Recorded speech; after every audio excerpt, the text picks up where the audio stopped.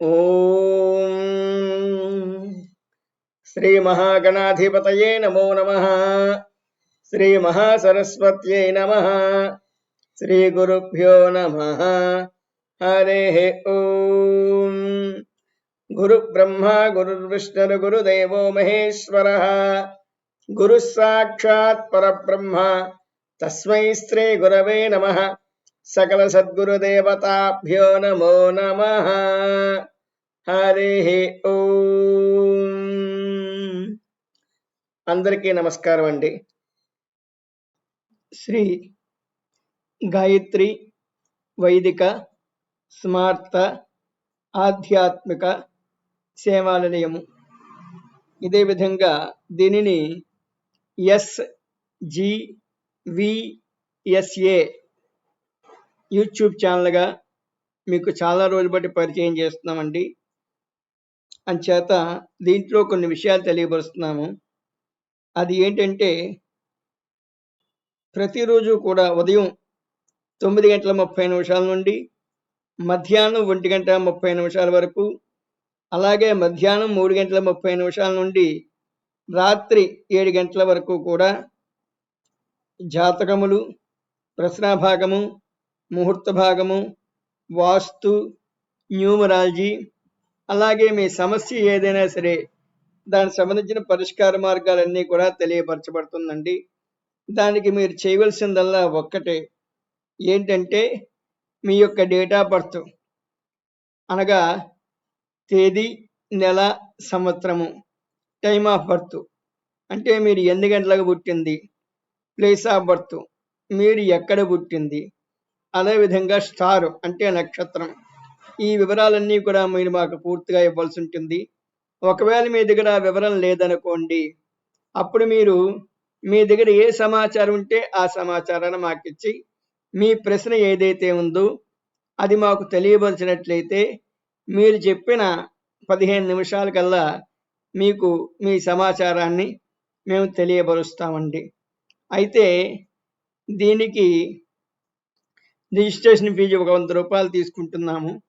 మీరు ముందుగాని మా వాట్సాప్ నంబర్కి, అంటే 6304720012 అనే వాట్సాప్ నంబర్కి మీరు 100 రూపాయలు రిజిస్ట్రేషన్ ఫీజు కట్టి ఆ రిసిప్ట్ మాకు వాట్సాప్లో పంపించి, ఆ తర్వాత మీ డీటెయిల్స్ అన్నీ పెట్టి మీ సమస్య ఏంటో చెప్పినట్లయితే దానికి మేము మీకు పరిష్కార మార్గానికి మీతో సహకారం చేయడానికి సిద్ధంగా ఉన్నామండి.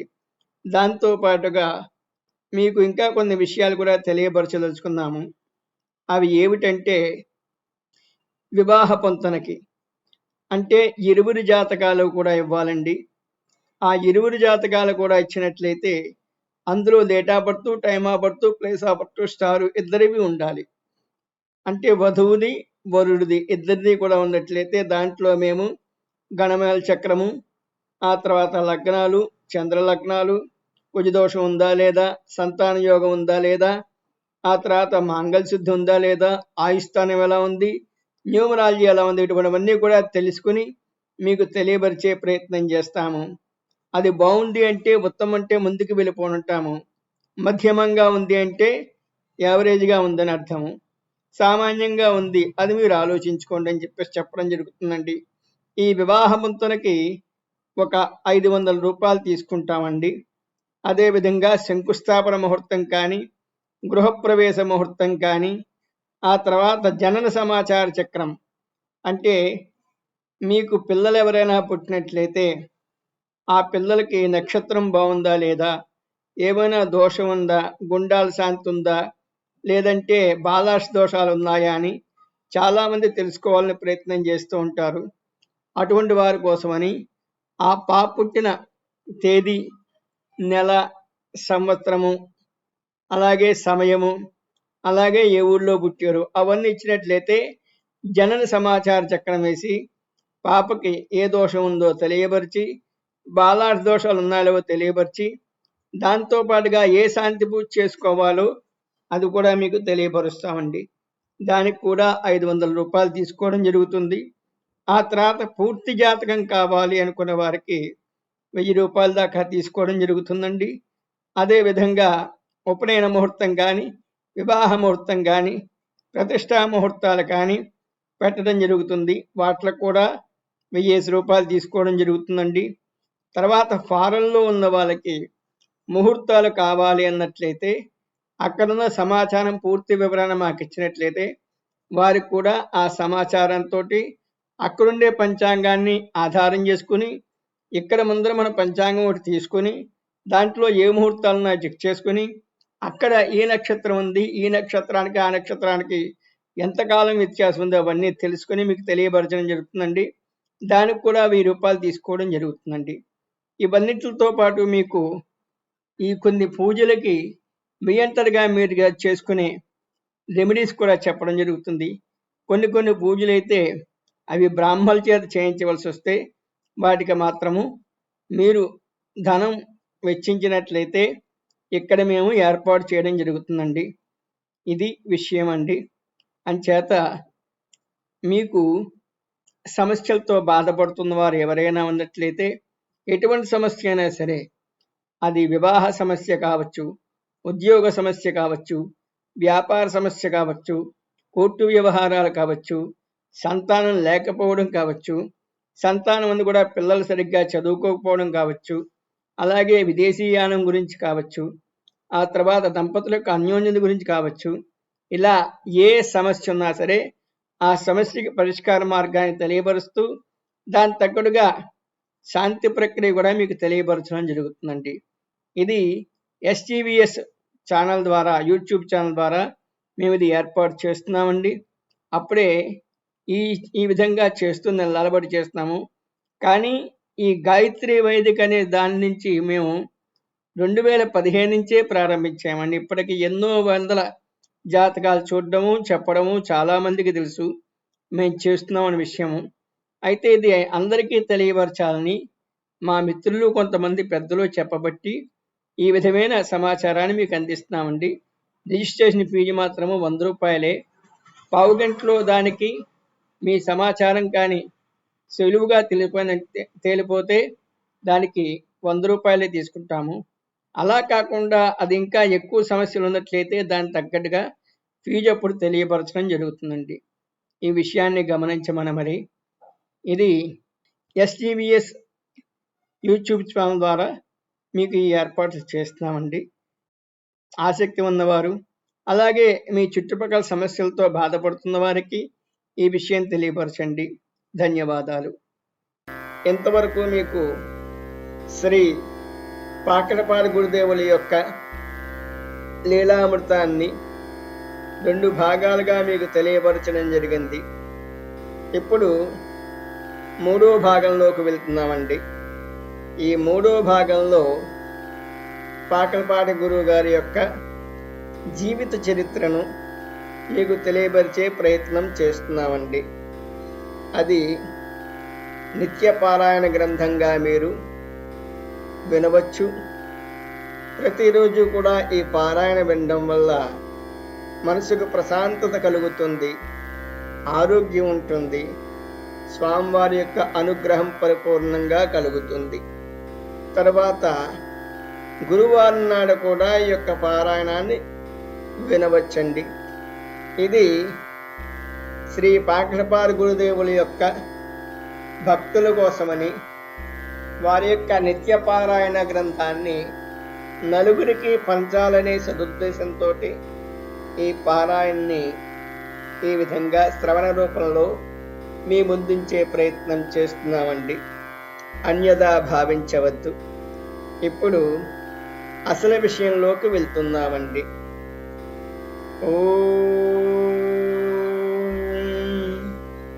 శ్రీ మహాగణాధిపతయే నమో నమః. శ్రీ మహాసరస్వత్యై నమః. శ్రీ గురుభ్యో నమః. హరిః ఓం. ఓం శ్రీం రాం వెంకటరామాయ నమః. ఓం శ్రీం రాం వెంకటరామాయ నమః. ఓం శ్రీం రాం వెంకటరామాయ నమః. ఓం శ్రీం రాం వెంకటరామాయ నమః. ఓం శ్రీం రాం వెంకటరామాయ నమః. ఇప్పుడు ఈ పాకడపాటి గురుదేవుల యొక్క ఈ లీలామృతాన్ని మనకి వినిపించిన వారు, వారి గురించి తెలిసిన వారు చిన్నబాబు గారు. వారి యొక్క సందేశంతో ఈ యొక్క విషయాలన్నీ కూడా తెలియపరచడం జరిగిందండి. తర్వాత ఈ యొక్క పాకడపాటి గురువు గారి పుస్తకాన్ని చిన్నబాబు గారు, ఆయన అసలు పేరు పిఎస్కేవి నరసింహం గారు. వారు గురువు గారికి పుత్ర సమానులు. చిన్నతనం నుండి 30 సంవత్సరాల పాటు సుదీర్ఘకాలము గురువు గారితో తిరిగి వారిని సేవించి చివరికి వారి అంతిమ కార్యక్రమం నిర్వహించిన ధన్యజీవులు, పుణ్యజీవులు. వారు కూడా నర్సీపట్నంలోనే ఉన్నారని తెలిసింది. గురువుగారి వద్దకు ఎవరు వెళ్ళినా ముందుగా చిన్నబాబు గారి ఇంటికి వెళితే ఆయన గురువుగారు ఏ ఆశ్రమంలో ఉంటే అక్కడకు వారిని తీసుకుని వెళ్ళేవారని ఈ సన్నివేశాలు మనకి తెలియపరుస్తూ ఉంటాయి. తర్వాత శ్రీ చిన్నబాబు గారు 2003 ఆ ప్రాంతంలో ఆయనకి కొద్దిగా అస్వస్థతతో కాలం చేశారని తర్వాత తెలిసింది. ఈ పుస్తకాన్ని చిన్నబాబు గారి సమక్షంలో ఆయన చెప్తూ ఉంటే విని తెలుసుకుని గురువు గారిని శరణాగతి చేసి వారు చెప్తూ ఉంటే అది రాసుకుని మీ ముందుంచే ప్రయత్నం చేశామండి. ఇప్పుడు ఈ నర్సీపట్నం ఆశ్రమంలో కార్యక్రమాలు పెదబాబు గారు చూస్తున్నారు. సాక్షాత్తు దత్తాత్రేయుని అంశతో ప్రభవించిన పరమాత్మ స్వరూపులు శ్రీ పాకడపాటి గురుదేవులు. వారి గురించి కొన్ని విషయాలు మాత్రమే ఇక్కడ ప్రస్తావించడం జరుగుతోందండి. ఇప్పుడు అసలు విషయంలోకి వస్తున్నాము. ఓం శ్రీం రాం వెంకటరామాయ నమః. ఓం శ్రీం రాం వెంకటరామాయ నమః. ఓం శ్రీం రాం వెంకటరామాయ నమః. సత్సంగం ప్రారంభమవుతోంది. ఈనాడు ఇక్కడ పరమాత్మ స్వరూపులు శ్రీ దామరాజు వెంకటరామ యోగీంద్రుల వారి ఆశ్రమంలో జరుగుతున్న ఈ సత్సంగంలో మాకు తెలిసినంత వరకు సంఘటనలను వినిపించుటకు మనస వాచ కర్మన ప్రయత్నం చేస్తాను. ఇందులో ఏదైనా పొరపాట్లు దొర్లితే మీ ఇంటిలో ఒక బిడ్డ వలె నన్ను క్షమించి మన్నించమని ప్రార్థన అంటూ ప్రారంభించారు చిన్నబాబు గారు. శ్రీ దామరాజు వెంకటరామయోగీంద్రుల వారు స్వస్తి శ్రీ చాంద్రమాన శ్రీ విరోధకృత నామ సంవత్సరము జ్యేష్ఠ శుద్ధ పౌర్ణమి ఆదివారం అనగా 11/6/1911 సంవత్సరములో జ్యేష్ఠ నక్షత్రంలో జన్మించారు. వీరి తల్లిదండ్రులు గంగరాజు గారు, వెంకయ్యమ్మ గారులు కలిగిన 3వ సంతానము. పెద్దవారి పేరు సర్వేశ్వరరావు గారు, రెండవ వారి పేరు విశ్వేశ్వరరావు గారు, మూడవ వారు శ్రీ గురువు గారు. వీరిది పశ్చిమ గోదావరి జిల్లా ఏలూరుకి 8.5 మైళ్ళు దూరంలో ఏలూరు జంగారెడ్డిగూడెం రోడ్డులో ఉన్న మండూరు అగ్రహారము అనే పుణ్యభూమి. పచ్చటి పాడి పంటలతో కలకలలాడే ఈ గ్రామంలో బ్రాహ్మణ వీధి లేక దామరాజు వారి వీధి అని అక్కడ ఒక వీధి ఉంది. అదే మహాత్ముని జన్మస్థలం. వీరు 6000 నియోగులు. శ్రీవత్స గోత్రము. భార్గవ, చ్యవన, ఆకులువామ, ఔరవ, జమదగ్నులు వీరుషులు. వీరంతా వేదశాస్త్ర పండితులు. అసలు వీరిది గుంటూరు జిల్లా దామరాజుగుంట గ్రామం. 300 ఏళ్ల క్రిందట ఏలూరు వచ్చి కొంతకాలం అక్కడ ఉన్నారు. వీరు కొన్ని కుటుంబాలు మండూరులోనే స్థిరపడ్డాయి. బాబా గారికి 6వ నెలలోనే తల్లి గతించింది. 9వ ఏట తండ్రి వర్ణించారు. పిల్లల ముగ్గురిని వీరి మేనత్తగారైన రామయ్యమ్మ గారు తన సంరక్షణలోకి తీసుకుని మండూరులో బడి చదువులకైనాక పై చదువుల కోసమని ఏలూరు మోతేవారి సత్రంలో కాపురమున్నారు. అన్నలిద్దరూ యుక్త వయస్సులైన తర్వాత కర్ణీకం చేపట్టారు. తర్వాత కొద్ది కాలానికే అన్నలిద్దరూ మధ్య వయస్సులోనే కాలం చేశారు. బాబుగారికి ఉపనయన కార్యక్రమాలు మేనత్తగారి చేతుల మీదుగా జరిగాయి. మనకున్న వ్యవస్థ ప్రకారము మండూరులో బ్రాహ్మణవాడ, క్షత్రియవాడ, వైశ్యవాడ, శూద్రవాడ అనేవి ఆ వీధులు ఉండేవి.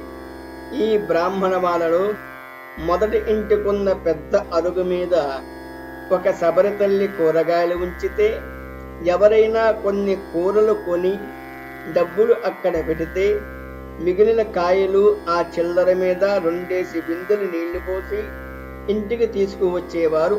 అప్పట్లో ఈ ఆచారం ఉండేది. ఈలోపు గురువు గారిని ఈ డబ్బులు పట్టుకుని వెళ్ళి ఆ అరుగు మీద పెట్టమనేది వాళ్ళ మేనత్తగారు. ఈయన వెళ్ళి ఆ శబరి తల్లి ఒళ్ళో కూర్చునేవారు. అమ్మా, క్షేమంగా ఉన్నావా? మీ యజమాని, మీ వాళ్ళందరూ క్షేమంగా ఉన్నారా అంటూ ఆవిడ్ని విచారించేవారు. ఈ శబరిమాత అవతలకు తప్పుకున్న తర్వాత ఆయన కూరలు ఇంటికి తెచ్చిన తర్వాత మేనత్త అతడి బట్టలు విడిచి ఉతికి స్నానం చేయించి అప్పుడు లోపలికి తీసుకుని వచ్చేది. అంతటి నియమనిష్టలతో ఉండేవారు ఆ కాలం నాటి ఆ బ్రాహ్మణులు. తర్వాత బాబుగారికి ఉపనయనం జరిగింది. 7వ తరగతి వరకు చదివిన తర్వాత వారికి ఆ కుటుంబం మీద విరక్తి కలిగిందో లేక వైరాగ్యం అంకురించిందో ఇల్లు విడిచి బయలుదేరారు.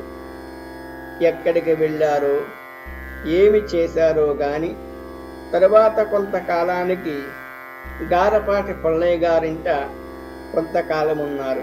ఆ పుల్లయ్య గారు కమ్మవారు, సంపన్నులు, చుట్టుపక్కల గ్రామాలలో సైతము ఎంతో పలుకుబడి ఉన్నవారు. గురువు గారి కంటే 15 సంవత్సరములు పెద్దవారు. అయినా కలిసి మెలిసి స్నేహంగా ఆత్మీయంగా ఉండేవారు. వీరింట్లో ఉన్న కారణంగా బంధువులైన ఆనాటి బ్రాహ్మణులు వీరిని కులభ్రష్టులని వెలేశారు. బాబుగారికి అది లెక్క చేయలేదు. ఆ కాలంలో మిగిలిన పిల్లలతో జట్టుగా తిరుగుతూ అంతులేని అల్లరి పనులు, సాహసక్రియలు చేసేవారు. వీరి జట్టు చేసే ఆగడాలకు ఊరి వాళ్ళు, పుల్లయ్యా, ఎలాంటి వారిని తెచ్చిపెట్టావయ్యా అని గేలి పెడుతూ ఉండేవారు. ఇలా సంవత్సరంన్నర గడిచిన తర్వాత వారి అంతరాలలో ఏ పిలుపు వినిపించిందో అక్కడి నుండి ఎవ్వరికీ చెప్పకుండా ఎటో వెళ్ళిపోయారు. అప్పటికి వారి ముఖంలో బ్రహ్మ తేజస్సు ద్యోక్తమవుతూ ఉండేది. ఏకసంథాగ్రాహి, చదివింది కాని విన్నది కాని ఏ గ్రంథమైనా అనర్గళంగా తిరిగి చెప్పేవారు. భారత, భాగవత, రామాయణాలు ధారాపాతంగా వల్లివేచేవారు. ఆ స్థితిలో ఎన్నాళ్ళో ఎక్కడెక్కడో తిరిగారు. హిమాలయాలు, టిబెట్టు, బర్మా వంటి దేశాలు తిరిగానని వారే స్వయంగా చెప్పారు. పర్వత శిఖరాలు, అగాధమైన లోయలు, వాటితో వికసించే ఫల పుష్ప వృక్షాలతో మనసును హరించే ప్రకృతి సౌందర్యము, వాటిని సృష్టించి తీర్చిదిద్దిన ఆ పరాశక్తి యొక్క కళా కౌశలము వారినెంతో ముగ్ధుల్ని చేసి ఆకట్టుకుంది. అనంతంగా పరుచుకున్న ఆ అందాల అగాధాల మాటున దాగి ఉన్న అలా అలరించే అనంత శక్తి యొక్క వైభవంతో తాదాత్మ్యం చెందేవారు. వారి జీవితమంతా ఈ మహోన్నత పర్వతాలు, దట్టమైన అరణ్యంలోనే సాగింది. కొంతకాలం అరణ్యాల్లో అంచెలంచెలుగా నడుస్తూ శ్రీకాకుళం జిల్లాలోని కలువరాయి అగ్రహారం అనే గ్రామం చేరుకున్నారు. బొబ్బిలి సమీపంలో ఈ కలువరాయి అనే గ్రామం ఉంటుంది. అక్కడ ఆ రోజుల్లో మహాపండితుడు, మంత్రవేత్త, తపస్వి అయిన శ్రీ కావ్యకంఠ వశిష్ఠ గణపతముని జీవించే ఉన్నారు. వీరి అసలు పేరు అయ్యల సోమయాజుల సూర్య గణపతి శాస్త్రి. వెంకట్రామన్ను రమణ మహర్షిగా లోకమునకు పరిచయమునర్చిన ద్రష్టవీరు. భగవాన్ రమణ మహర్షి ఈయనను నాయన అని పిలిచేవారు. వారి ఇంటిలో ఎన్నెన్నో గ్రంథాలు ఉండేవి. వారి ఇంట ఒక పండిత సదస్సు జరుగుతుండగా బాబుగారు అచ్చడికి చేరారు. ఒక జటిలమైన సమస్యకు పండితులు సమాధాన పడక కొట్టుమిట్టాడుతుండగా బాబుగారు ప్రవేశించి సునాయాసంగా పరిష్కరించారు. తపస్వి అయిన నాయన ఆయన బాబుగారితో దివ్యాంశ దర్శనమయ్యింది. వారి దంపతులు బాబుగారి పట్ల ఎంతో ఆదరణ చూపిరి. వారి అభ్యర్థన మేరకు వారింట్లో బాబుగారు కొన్నాళ్ళు ఉన్నారు. కలువరాయిలో నుండగా బాబుగారి ప్రతిభ అందరికీ తెలియజొచ్చింది. ఏ గ్రంథమైనా సరే క్షణాల్లో ఆమూలాగ్రం చదివేవారు. ఏ గ్రంథాన్నైనా భక్తులు ఎగరవేస్తూ గిరగిరా తిప్పుతున్నా వారి కళ్ళజోడులోని రంగుటట్టాల మీద ప్రతిబింబాలను చూచి ఆయా పుటల్లోని అక్షరాలను పొల్లుపోకుండా దూరం నుంచే అనర్గళంగా చదివేవారు. ఒక్కసారి చదివినా లేక విన్నా ఇక దానిని మరిచేవారు కాదు. బ్రహ్మవర్చస్సుతో వెలిగిపోయే విశాల పాలభాగము, తేజపుంజములైన కన్నులు అసమానమైన వారి ప్రతిభను వెల్లడి చేసేవి. ఈ పట్టున నాయన గారి ఇంట్లో సమస్త గ్రంథాలను అధ్యయనం చేయడానికి బాబుగారికి ఎంతో కాలం పట్టలేదు. శ్రీవారు కలువరాయిలో నుండగా రోగపీడితులకు మందులు, మాకులు, మానసిక వ్యాధి పీడితులకు విభూతి, తీర్థము ఇచ్చేవారు. ఆపదలోనున్న వారికి, వివిధ సమస్యలతో సతమతమయ్యే వారికి వారి వేదనలను నివేదించకుండానే వారికి నివారణోపాయనలను సమాధానాలుగా చెప్పేవారు. వింతబాలుడని ప్రసిద్ధిగాంచిన శ్రీ బాబుగారి దర్శనానికి చుట్టుపక్కల గ్రామాల ప్రజలు రావటం మొదలు కాగానే ఆయన ఉన్నట్టుండి ఎవ్వరికీ చెప్పకనే కలువరాయి విడిచి వెళ్ళిపోయారు. ఇక్కడి నుంచి బయలుదేరి నర్సీపట్నం దగ్గర రోలుగుంట అనే గ్రామం వచ్చి అక్కడి నుండి జే నాయుడుపాలెము చేరుకుని ఆ రాత్రికి అక్కడే గడిపి మళ్ళీ బయలుదేరి రావికౌతము దగ్గరున్న టీ అజ్జాపురములో కుమ్మరి రామన్న అనే అతడి ఇంటికి సాయంత్రం అయ్యేసరికి చేరుకున్నారు.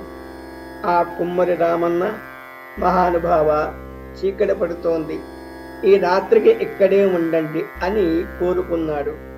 గురువుగారు సమ్మతించారు. ఆ కుమ్మరి ఇచ్చిన కుండ బియ్యంతో వంట చేసుకుని తిని మిగిలినది అక్కడ కులస్తులందరికీ పంచిపెట్టారు. ఆ గ్రామంలో పెద్ద శాస్త్రుల వారిని ఒకరుండేవారు. వారు అమలాపురం నుంచి పండితులను రప్పించి రామాయణ ప్రవచనాలు జరిపిస్తున్నారు. గురువుగారి వద్ద భక్త విజయము అనే గ్రంథం ఉన్నది. భోజనాదులు అయిన తర్వాత అందరినీ కూర్చోబెట్టి భక్త విజయం చదువుతున్నారు. ఈ విషయం శాస్త్రుల వారికి తెలిసింది.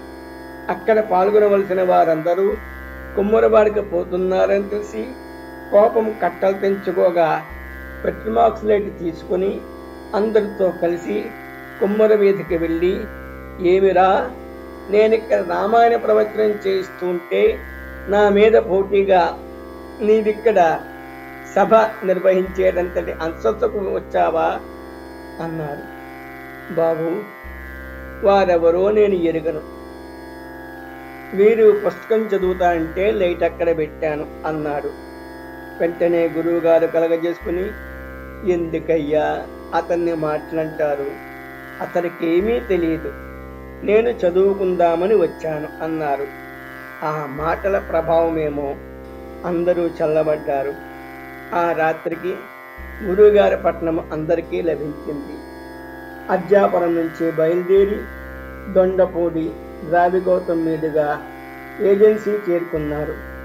పెదమాడుగుల లేక గంగరాజమాడుగుల అనే గ్రామం చేరుకుని మత్సరాచ బాలందర గారింటికి చేరారు. బాబుగారిని అవధూతగా గుర్తించి 3 సంవత్సరముల వారు పూజించుకున్నారు. బాలందర ప్రస్తుతం ఉన్న మత్సరాజ బాలరాజు మాజీ మంత్రి, మాజీ కాంగ్రెస్ ఎమ్మెల్యే గారి తాతగారు. అప్పుడు వీరు ముఠాదారుల వ్యవస్థలో ఉండేవారు. గురువు గారి భావన ఏమిటంటే, ఈ గిరిజనులు ఋషి సాంప్రదాయానికి చెందిన వారని, మనం భావించినట్లు ఏమీ తెలియని మూఢులు కారని, ఋషీశ్వరుల సంతతి వారని ఆయన గ్రహించి అక్కడి నుండి బయలుదేరి ఏజెన్సీలో వ్యవసాయానికి పనికి వచ్చే భూమి ఎక్కడున్నా అక్కడ ఒక గ్రామం నిర్మించుకోమని గిరిజనులను ప్రోత్సహించి అలా 300 గ్రామాలు గురువుగారు నిర్మింపజేశారు. ప్రతి గ్రామంలోనూ ఒక గడపాతి, దాని మీద దీపం వెలిగించమని, వారికి ఏ కష్టం వచ్చినా అక్కడ చెప్పుకోమని, భగవంతుని కృపకు వారిని లభిస్తుందని, అక్కడ రామభజన చేసుకోమని ఆదేశించేవారు. ఇలాంటి ఆలయాల్లో ప్రతి చోట వారి ఆధ్యాత్మిక శక్తి ప్రతిష్ఠించారని వేరే చెప్పుకోనక్కర్లేదు. అందుకే ఇప్పుడు ప్రతి 4 పర్లాంగులకు ఒక గిరిజన గ్రామం దర్శనమిస్తుంది. ఇలా రామభజన, ఆధ్యాత్మిక చింతన లేని గ్రామం ఏజెన్సీలో లేదు. ఇలాగే ప్రతి గ్రామంలోనూ ఒక చిన్న పాక, లోపల వత్తి వేసిన దీపారాధన, అక్కడ రామభజన చేయటము ఈనాటికి జరుగుతోంది. ఒకసారి ఈ గ్రంథకర్త భీమసింగ్ ఆశ్రమానికి మొదటిసారి దర్శించినప్పుడు అక్కడ జరుగుతున్న నిరంతర నామనామం జపం చూసి, వచ్చిన వారందరికీ అన్నదాన కార్యక్రమాలు చూసి ఆశ్చర్యపోయారు. నిజానికి బాబాగారి వేషధారణ గురించి ఇక్కడ ఒక మాట చెప్పాలి. ఆయన మడత జరగని తెల్లని గ్లాస్కో లాల్చి, తెల్లని గ్లాస్కో పంచి, పైకి దువ్విన జుట్టు, చేతికి వాచి, కాళ్ళకి బూట్లు, వేలి మధ్యన సిగరెట్టు, ఒక పెద్ద జమీందార్ లాగా ఉండేవారు. ఇది 3వ భాగం అండి. తర్వాత భాగాన్ని మీకు మళ్ళీ తెలియపరిచే ప్రయత్నం చేస్తాము. నా పేరు శ్రీనివాస్ శర్మ, నేను పురోహితుల్ని. నా ఫోన్ నంబరు 6304720012. ఇది శ్రీ గాయత్రి వైదిక స్మార్త ఆధ్యాత్మిక సేవా నిలయం తరఫున మేముందుంచుతున్నామండి. దీనినే యూట్యూబ్ ఛానల్గా ఏర్పాటు చేశాము.